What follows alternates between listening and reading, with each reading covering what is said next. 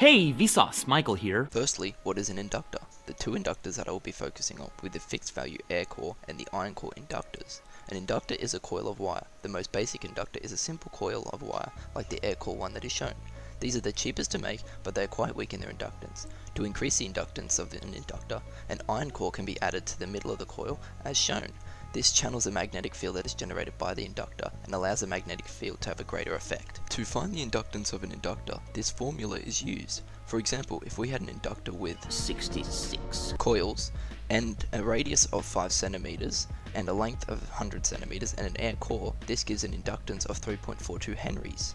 An inductor works on the principle of a flowing current produces a magnetic field. As the current flows around the coil, the magnetic fields are focused all in one direction. This magnetic field that is generated is what gives an inductor its useful properties. If a change in current occurs, an electromotive force is experienced by the coil and acts in an opposing way to the current. An inductor has many uses in a circuit. Due to its properties of opposing a change in current, it can be used as a filter for both signals as well as current. For example, an inductor can filter out a DC current from a mixed form of AC and DC currents.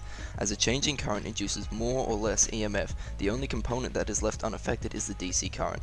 And inductors also make a good sensor of changing current levels as well as acting as a form of energy storage.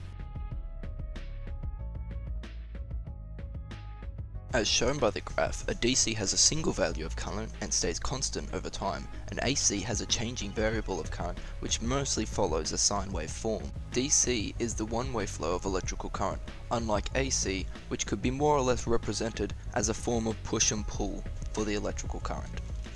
In a DC circuit, when first turned on, the inductor's generated EMF resists the current applied, but as the current is resisted, the EMF gets smaller, and the current change is slowed down until the current becomes stable, at which point the inductor has reached steady state and now has energy stored, and the inductor now acts as a short circuit. DC transmitting suffers greater losses from resistance, as it is hard to increase the voltage of a DC source without using a transformer that can only be used for AC type power. DC is far superior for uses in devices such as computers, where data is represented by levels of current or voltage, and as such they need to be a constant, unlike AC, on which they change. This has been my explanation of inductors, DC, and how they can interact together for Engineering 104. And as always, thanks for watching.